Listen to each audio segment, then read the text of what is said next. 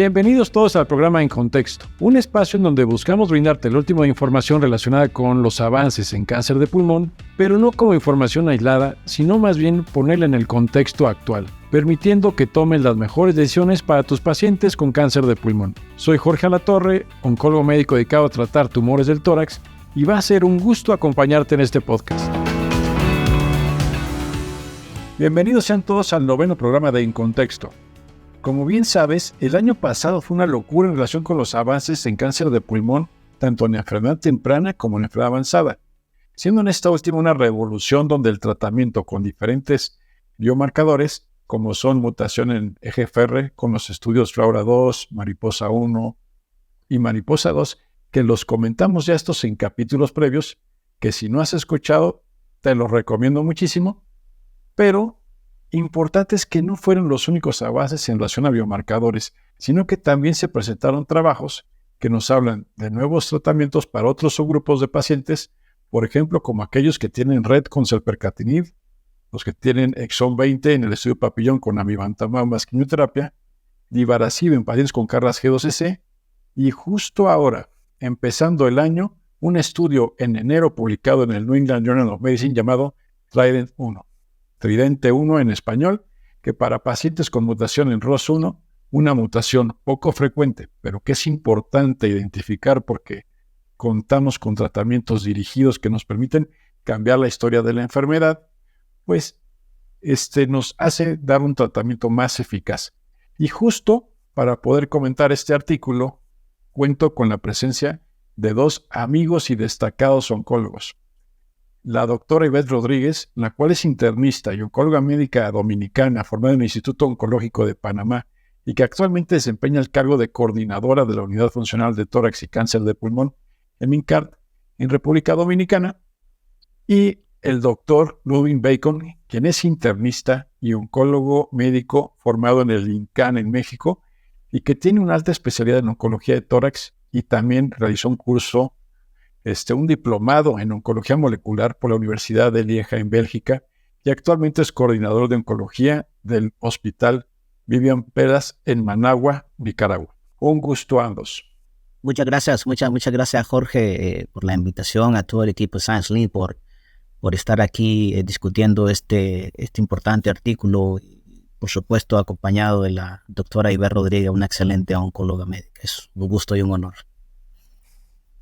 Muchas gracias, igual, encantadísima de compartir con amigos y expertos en pulmón. Bienvenidos. Muchas gracias a los dos. Y pues mira, me gustaría empezar con el doctor Bacon para que nos cuente un poco de ROS1 y de su importancia en cáncer de pulmón para poner en contexto la importancia de este estudio. Sí, bueno, sabemos ROS1 es uno de estos biomarkers, estos marcadores que conocemos suelen ser más frecuentes, obviamente, en el subtipo adenocarcinoma, ¿verdad? Puede tener una frecuencia entre el 1, 2, máximo 3% de las pacientes, principalmente adenocarcinoma, en pacientes mujeres principalmente, y hace obviamente un rearreglo que lo que genera es una activación de vías intracelulares que como conocemos llevan a un incremento de la proliferación celular en este grupo de pacientes, y por supuesto siempre considerarlo en pacientes no fumadores, ¿verdad? Creo que después de EGFR, ALK, ROS1 es uno de los biomarcadores que fue tomando mayor importancia y que se ha sumado al subgrupo o al armamentario que estamos como siempre obligados a buscar en nuestros pacientes para obtener estos beneficios clínicos de los que vamos a ir hablando durante la charla. Generalmente cuando hablamos de subgrupos así de pequeños como nos comentas, Bacon, la situación es que realmente nos gustaría tener un panel amplio para poder determinar todos estos biomarcadores. ¿Qué tan frecuente es poder desarrollar secuenciación de nueva generación para nuestros pacientes, ya sea en República Dominicana o en Nicaragua? No sé si me pueden comentar. Aquí en México la verdad es que es complejo, varía mucho del centro y no siempre tenemos acceso a secuenciación de nueva generación. Por protocolos, digamos, yo a veces puedo tener acceso a hacer esto, pero no es algo rutinario. Generalmente hacemos PCR para EGFR, inmunohistoquímica para ALK, y bueno, medimos ROS1 en muchas de las ocasiones, pero esto depende del centro. Entonces, no sé qué es lo que estamos viviendo allá con ustedes en Nicaragua y en Dominicana. Sí. Nosotros realizamos secuenciación con apoyo de la industria, no tenemos de manera local esta tecnología, pero pues afortunadamente a través de apoyos de la industria, como te comentaba, podemos tener acceso a este tipo de biomarcadores. Obviamente sabemos que cuando no tienes disponible de manera local puedes tener algunos retrasos en los procesos diagnósticos, y esto creo que obviamente es un reto que con el tiempo los oncólogos y todos los que estamos relacionados con el diagnóstico oncológico de cáncer debemos de tratar de mejorar para ir acortando estos procesos. Al igual que en Nicaragua, en Dominicana utilizamos el mismo recurso. Hacemos pruebas patrocinadas por la industria, hacemos paneles cortos, dependiendo de la casa farmacéutica que patrocine la prueba. Regularmente completamos por lo menos 5 marcadores, y en este grupo de 5 incluye el ROS1. Sí, muchas gracias. Pues bueno, es importante estos grupos. Ahorita estamos hablando de ROS1, pero hay que recordar que tenemos a RET, NTRK, MET-exon 14, ER2, entonces, BRAF, KRAS, G12C. Entonces, siempre este tipo de resultados, la verdad es que tenemos que buscarlos en todo este análisis más bien, para obtener estos resultados. Es importante empujarlo en Latinoamérica. Y pues, Ivette, me gustaría preguntarte si nos puedes, sobre todo, comentar acerca del diseño de este estudio. Este fue un estudio fase 1, fase 2. En la parte de fase 1, donde se evaluó la dosis de escalación del reprotectinib, y en la parte del fase 2, que era evaluar eficacia e impacto en supervivencia libre de progresión. Utilizaron 2 variables. Evaluaron pacientes que no habían sido expuestos a ninguna terapia anti-ROS1 y pacientes que habían estado expuestos. Ellos hicieron una comparación, evaluaron efectividad e impacto en retrasar la progresión del grupo que de inicio utilizaba la droga y el grupo que lo utilizaba como segunda línea de tratamiento. Muy bien. Y Bacon, ¿qué ventajas podría tener agregar repotrectinib? Porque pues ya tenemos 2 fármacos que son aprobados, buenos fármacos, entrectinib y crizotinib para ROS1, cada uno con sus peculiaridades. Sobre todo, bueno, que se prefería hasta el momento es dar entrectinib cuando haya afección al cerebro o por el perfil de penetración al cerebro de entrectinib versus crizotinib. Pero ¿qué ventajas nos podría traer, tú crees, en este caso, repotrectinib? ¿Y qué podría sumar, digamos, a todo este arsenal? De acuerdo, Jorge. Nuevamente una droga oral. Sabemos que esto obviamente ha venido a revolucionar y facilita el apego al paciente, ¿verdad? El manejo ambulatorio de tu paciente. Creo que eso es algo que confirma lo que previamente habíamos visto con las drogas previas. Creo que es importante tener en cuenta que en el diseño del trabajo habían 2 grupos de pacientes que se evaluaron, aquellos que habían recibido también otros inhibidores de tirosina quinasa, como pacientes que habían recibido quimioterapia y otros que no habían recibido quimioterapias. Entonces, repotrectinib se posiciona como una estrategia que puede brindar eficacia para aquel grupo de pacientes ROS1 que has tratado con alguna otra estrategia. Creo que eso es un punto muy importante a tener en cuenta. Y otro aspecto es, como bien comentabas, la penetrancia en el sistema nervioso central. Sabemos que es un santuario que vemos mucho en pacientes con diferentes alteraciones en cáncer de pulmón, y que siempre estamos temerosos de este tipo de enfermedad por lo que la morbilidad que esta lleva.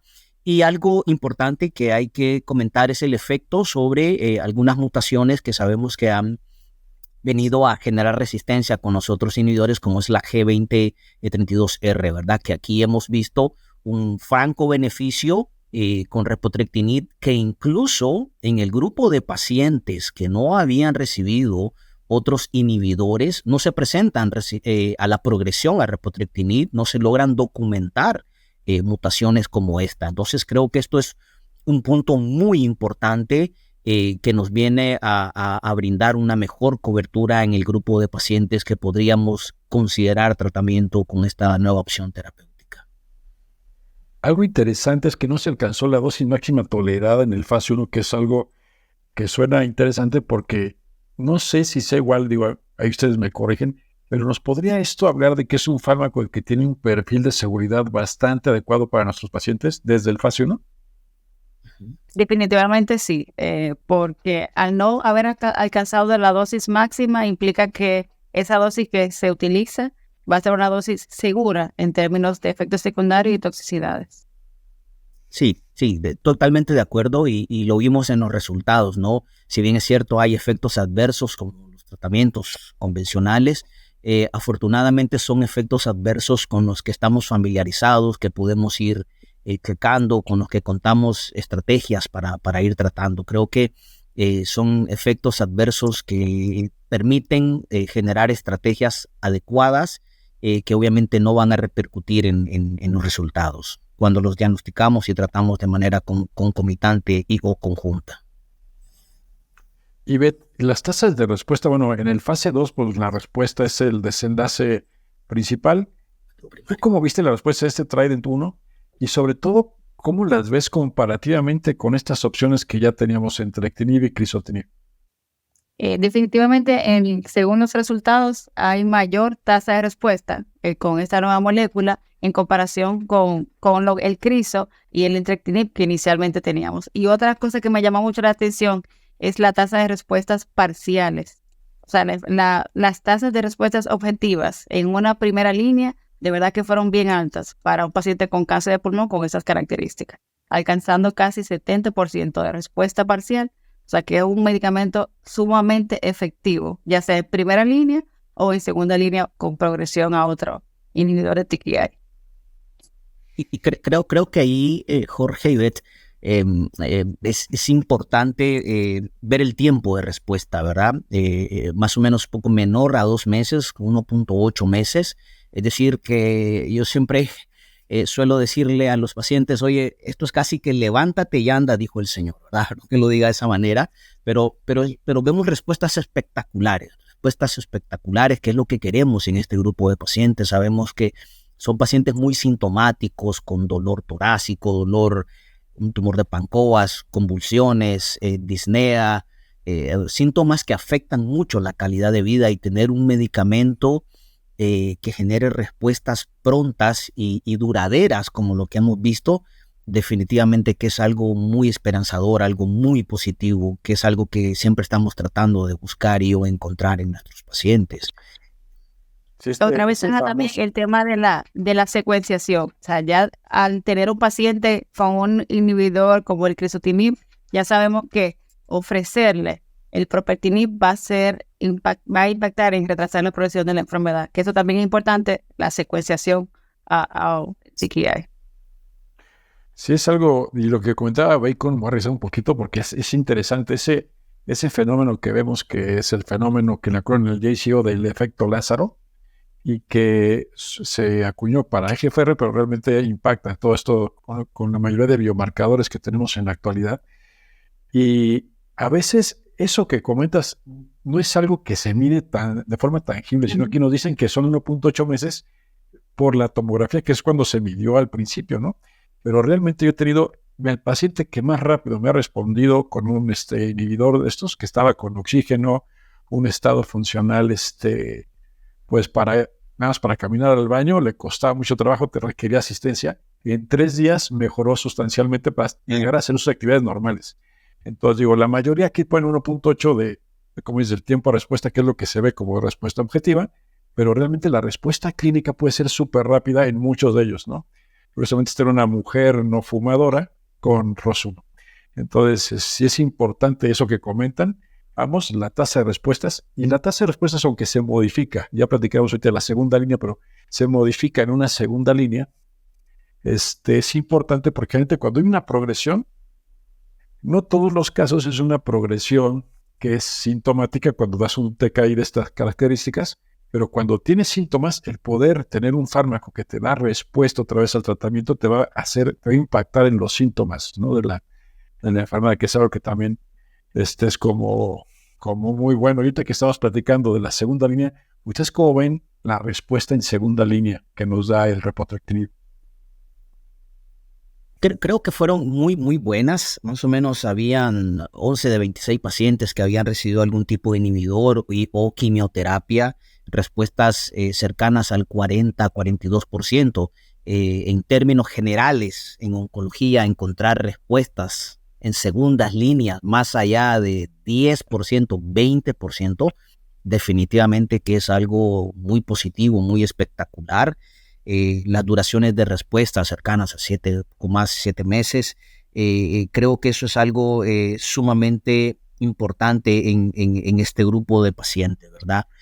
A mí, de manera personal, cuando encontré este grupo de pacientes que habían recibido esta cohorte, otro tipo de terapia previa a repotrectinib con respuestas muy similares al 40, creo que son muy alentadores porque, como bien comentas, como tu caso, impactas de manera positiva en síntomas que generan mucha afección en la calidad de vida del paciente, ¿verdad? Como son aquellos con cáncer de pulmón. Entonces creo que posiciona esta estrategia terapéutica repotrectinib de manera muy positiva para resultados en segundas líneas, ya sea post-inhibidor o post-quimioterapia incluso.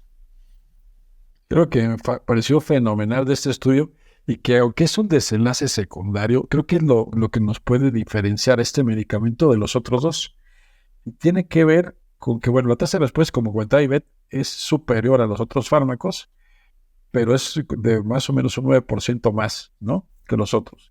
Entonces, no es algo que haces brutalmente mejor, pero lo que sí, la sobrevida libre de progresión, que obviamente al ser un fase 2, es un desenlace secundario, y pero sí se nos prácticamente se duplica el resultado de lo que tenían los otros estudios, y no sé si quieras comentarme, porque esto ya las guías americanas, ya repotrectinib sale como categoría 1, junto con criso, junto con entrectinib, y no le han puesto la connotación que luego les encanta poner esa de preferido. Pero yo considero, exacto, yo consideraría que debe ser un fármaco que obviamente todavía no tenemos acceso, es algo muy reciente, pero que debería considerarse como el preferido. ¿Ustedes cómo ven esto de la PFS?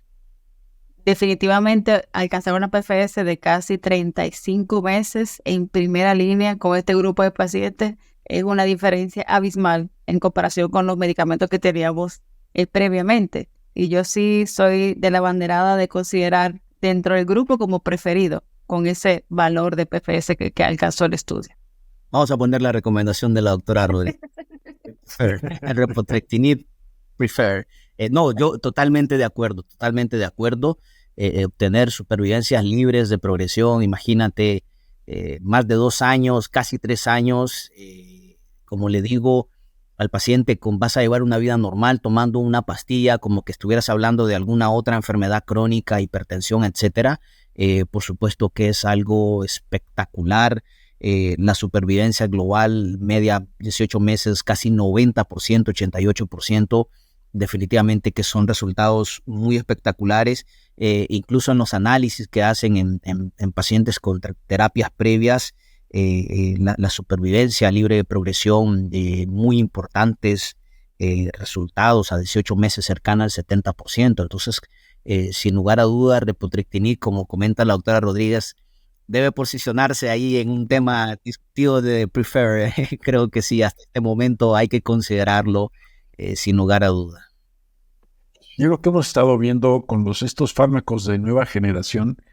En EGFR, por ejemplo, nos pasó de gefitinib, erlotinib a osimertinib, que vencía la mutación de la licencia 3790M, y es como, pues no sé si para todos, pero por el seguro, porque a lo mejor tenía clonas de T790M poquitas, y se jala la PFS a 19 meses prácticamente los osimertinib, o sea, les va muy bien. En ALK utilizabas criso, tenía muchas resistencias, pero das alectinib o das lorlatinib o brigatinib, y resulta que pues te incrementa brutalmente la sobrevida libre de progresión. En este contexto, lo que nos decías, Bacon, al principio también del potencial de este fármaco es que vence la resistencia G2032R. ¿Ustedes cómo ven? ¿Creen que el vencer esta resistencia sea el principal responsable de la eficacia que vemos en PFS? Creo que es una opción que obviamente hay que tener en cuenta. Su eficacia en sistema nervioso central es algo muy importante. Más o menos en el grupo que no habían recibido algún inhibidor, un 24%, y en el que había recibido tratamiento con quimio, casi un 46%, podrían haber tenido algún tipo de resistencia a alguna otra clona que, como comentas, no estábamos detectando por alguna terapia previa. Creo que el otro importante aspecto es el perfil de bioseguridad e interacciones con otro tipo de medicamentos, que muy probablemente repotrectinib también tenga algunas ventajas versus las otras opciones. Creo que me gusta mucho, me ha generado mucho positivismo la eficacia, como comentas, en sistema nervioso central, y el hecho que no hayamos visto esta mutación en pacientes que no hayan tenido alguna terapia previa, lo cual te habla de probablemente un espectro a nivel de celular de mutaciones de beneficio de repotrectinib versus las otras opciones. Muy probablemente es algo que podríamos inferir. Como siempre, habrá que ir viendo los análisis que van a ir surgiendo de esta cohorte de pacientes. Siempre luego empezamos a hacer nuevos análisis del tejido, etcétera, etcétera. Pero parece ser que su espectro molecular puede ser un poco más amplio. Oye, Betty, en segunda línea, la PFS es de 9 meses. Entonces, si quisiéramos jugar, digamos, ahora sí que a la secuencia en este contexto, pues digamos que lo que nos da a lo mejor entrectinib son como una mediana de PFS de más o menos 15 meses. Si le sumáramos esta otra mediana, o sea, no alcanzamos la mediana que se logra en una primera línea. ¿Tú cómo ves esto? Porque al momento que te los ponen a la par y que luego tienes opción de darlo en segunda línea, hay quienes van a pensar que podría ser la mejor opción. ¿Tú cómo lo percibes? Definitivamente poder alcanzar 35 meses en una primera línea. O sea, yo sumo la PFS de otro inhibidor y el impacto en segunda línea, yo no alcanzo ese beneficio. O sea, indudablemente la recomendación sería utilizarlo en primera línea y ya luego ver cuál va a ser la secuenciación, porque el impacto es supremamente mayor darlo en primera línea que ofrecerlo en segunda línea. Independientemente de que sumemos las dos PFS, no alcanzan resultados tan favorables como si la diéramos en primera. Sí. Sí, algo. Fíjate, Jorge, ahí hace un tiempo creo que los tres muy seguramente hemos sido amantes de la secuenciación, ¿verdad? Pensando en guardar las mayores estrategias terapéuticas, pensando a la cronicidad del paciente. Pero creo que con el tiempo, y como comentabas con EGFR, lo vimos con osimertinib, al inicio, no, mejor guardemos osimertinib a segunda. Es que también hemos aprendido, como sucede con infectología, ¿no? Dice, golpea rápido, golpea fuerte, y luego vas viendo lo que va surgiendo, porque son pacientes muy sintomáticos, y entre más rápido logres obtener un control de la enfermedad, disminuir la cantidad de clona celular, la carga tumoral, creo que va a ser mejor. Creo que a veces esto es como una carrera de maratones, ¿no? Los maratonistas no van a ganar unos 100 metros, como tal vez te lo haría Usain Bolt. Es una bala. Creo que a veces depende del contexto del paciente que tengas, pero sabes que casi siempre estos están muy sintomáticos, y entre una respuesta más fuerte obtengas, probablemente los resultados van a ser mejores. Pero sí también creo que hay algunas situaciones que se nos pueden escapar a todos de las manos, los accesos. Hay que siempre utilizar el inhibidor que tengas a mano también, ¿verdad? Creo que hay que estar muy conscientes de que si tienes Crips o tienes entrectinib, utiliza el que tengas, porque vas a obtener buenos resultados, ¿verdad? Creo que eso es algo importante que aplica en todo aspecto de la oncología, ¿no? Y a mí, sobre todo, me preocuparía la progresión al sistema nervioso central. O sea, tal vez ofrecer otro inhibidor diferente a ese va a provocar que el paciente progrese al cerebro, y sabiendo que esa afectación al cerebro es lo que le va a deteriorar la calidad de vida. Entonces, definitivamente, considerarlo como primera opción en vista de todos esos beneficios, yo creo que sí es superior a los demás. Sí, hay que llevárnoslo de cerca, ¿verdad? Monitoreando el sistema nervioso con estudios de imagen lo más cercano posible, creo que puede ser una estrategia que tenemos que seguir, ¿verdad?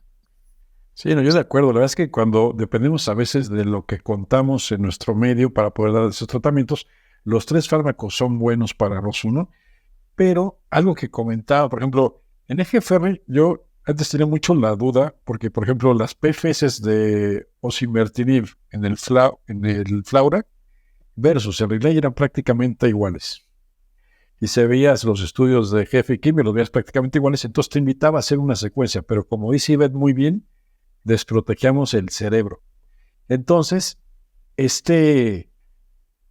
la importancia de proteger cerebro realmente es fundamental porque es de los sitios que más le gusta progresar si no lo cuidamos. Entonces, aquí, ¿cómo vieron las tasas de respuesta en los pacientes que tienen afección cerebral? Lo vimos superior, comparado también con otros inhibidores de TKI, de verdad que el retraso, el impacto o la penetrancia a nivel del cerebro también es superior comparado con las otras moléculas que teníamos disponibles para la enfermedad. Sí, importante, ¿no? Casi 90% si no habías tenido algún tipo de exposición previa y muy cercana al 40% en aquellos que sí. Coincido totalmente con Ivette, una respuesta muy espectacular para un santuario frecuente con este tipo de alteraciones y que sabemos que deteriora mucho la calidad de vida del paciente, ¿no? Sí, no, y también la progresión al cerebro ya sobre reprotractinib era baja. Entonces eso de cuidar el cerebro se logra, creo que de forma adecuada, ¿no? Con este fármaco, no sé su opinión. Sí, creo que, vamos, el hecho de tener respuestas así muy espectaculares obviamente te comenta, te habla de una buena penetrancia a través del sistema nervioso, el cual sabemos que suele ser un sitio de fallo terapéutico, ¿verdad? Muchas ocasiones. Entonces, muy buenos resultados. ¿Y qué podrían comentarme ahora de la toxicidad de este fármaco? Ya comentamos desde el principio, ¿no? Que es un fármaco que no alcanzó la dosis máxima tolerada. Nos sirve que esto es pues esto es bueno y que se refleja justo en esto que vamos a platicar ahorita que tiene que ver con la toxicidad. Pero cuando hablamos de toxicidad, a veces vale la pena decir comparado con qué, ¿no? Entonces, comparado con Criso, comparado con Entrectinib, ¿ustedes cómo ven la toxicidad de este fármaco? ¿Y cuáles eran, bueno, más para comentar brevemente a los que nos escuchan, cuáles eran las toxicidades que más les llamaron la atención? Y luego, ahora sí hacemos la comparación. No sé si pueden ayudar con eso. Creo que los principales, tal vez, efectos adversos, había disgeusia, constipación, anemia, un porcentaje no despreciable, parestesias, como un 30-35% de los casos, debilidad muscular muy cercana al 20%, pero afortunadamente toxicidad grado 3, que es obviamente la que podríamos decir podría preocuparnos, la más cercana tal vez al 10%, creo que fue un 8%, fue anemia, que sabemos que es algo que podemos ir monitoreando. El resto de toxicidades, grado 3 menores al 5%, ¿verdad? Son síntomas o datos que podemos nosotros ir monitoreando, el incremento de las transaminasas, algún grupo de paciente también presenta un poco de incremento de peso, un poco de cefalea, pero síntomas que podemos monitorear y que podemos tratar, y es importante tener toxicidades tal vez grado 3 menores en términos generales al 5%, creo que es algo muy positivo que, como comentas, comparado al resto de opciones, lo posicionan de una manera bastante favorable. Yo estoy totalmente de acuerdo. Para mí es una droga segura por el perfil de grado 1, grado 2 toxicidades. Son toxicidades a las que ya estamos acostumbrados a manejar. Y como dice el doctor Bacon, son fáciles de monitorear. O sea, la anemia, solamente con hacer laboratorios vamos a identificar estas toxicidades. Pero para mí es una droga sumamente segura.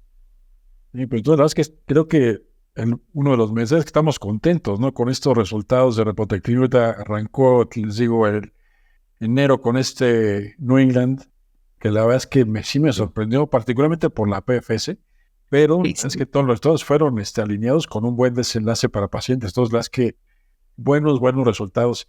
Y pues, oigan, qué agasajo estar aquí con ustedes dos. No sé si quieren hacer algún comentario adicional para todos los que nos están escuchando. Primero las damas.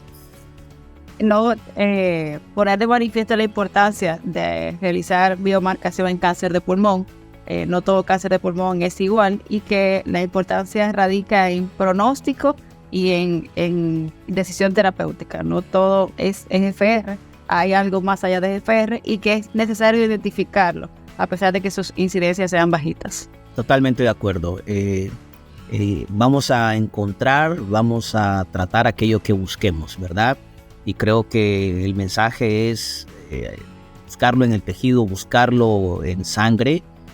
Siempre hay que buscar y buscar. Cada vez más es un conjunto de piezas en el rompecabezas. Tenemos muchas opciones terapéuticas, afortunadamente, para los pacientes que vienen a sumar de manera positiva ir viendo el cáncer de pulmón como una enfermedad crónica. Creo que ese es un reto que tenemos los oncólogos, ver el cáncer de pulmón como una enfermedad reto, pero también creo que generar esfuerzo, generar trabajos conjuntos que permitan mayor acceso a nuestros pacientes, no solamente desde el punto de vista terapéutico, sino como comentaba Jorge al inicio, tenemos que esforzarnos por mejorar los accesos a plataformas diagnósticas, ¿verdad? Creo que tenemos mucha tarea aún que hacer para ir venciendo estas barreras, pero vamos, creo que haciéndolo bien. Grupos colaborativos en Latinoamérica, este tipo de espacios que nos facilitan el conocer las experiencias que están manejando en el resto de la región, siempre suman de manera positiva. Así que mucho trabajo por hacer, pero con resultados muy positivos viendo en el día a día. Pues mis queridos amigos, les agradezco muchísimo. Esperemos reunirnos pronto. Muchas gracias a Science Link. Y esto fue En Contexto.